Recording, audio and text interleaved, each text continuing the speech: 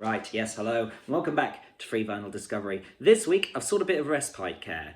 The last few albums have not done much for me, so I've really needed something to get my attention and enthusiasm back into this project. So I've gone with an old favourite, The Jam with Beat Surrender. Now, those of you who follow me on William Schmilliams, you'll see that I have actually already done a deep dive of all the Jam albums. What we have here is quite interesting as a result of that, because this is an EP from quite late in their career, one of the final few as far as I can gather from my limited research.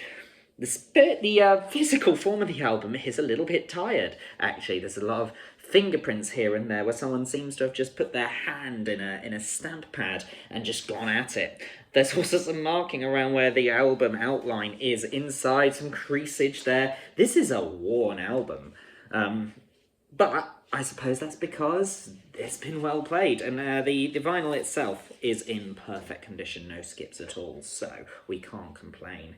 We're also in great territory here because I had a great time listening to this, as I knew I would. The A-side is the single itself, Beat Surrender, and it's B-side that follows it, Shopping, which I hadn't heard before, or at least I don't recall having heard it, but I could be wrong. Enjoyed it very much. Great A-side. I did have to turn up the speed on my turntable. I didn't realise that it was going to be playing at 45 RPM, but, well, fun little transition there. That button doesn't often get pressed, so it's a time to be alive right here on Free Vinyl Discovery. Turning over to the B-side, you'll find a series of covers. Move On Up is just a Curtis Mayfield cover, that much I know. Actually quite decent. Very similar to the original, but it works for that reason. I think actually the vocals of Weller complement and contrast Mayfield's quite well. They're relatively similar but different enough for Weller to stand out. The song itself is more or less the same. Stoned Out of My Mind, I don't actually know, but it was alright. I enjoyed it. I didn't appreciate the cover of War. I quite liked the original and the statement it was trying to make, and I think that the female vocals doing the whole part of the chorus didn't really complement it at all. I probably would have liked to have had a bit more aggression like we would have seen in the earlier era of the Jam's career.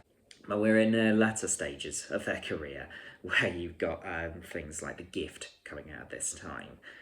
This, I think, is actually a worthwhile experience. It's quite quick, it's over and done with quite quickly, and it has brought me back around to this project that I myself have imposed on me.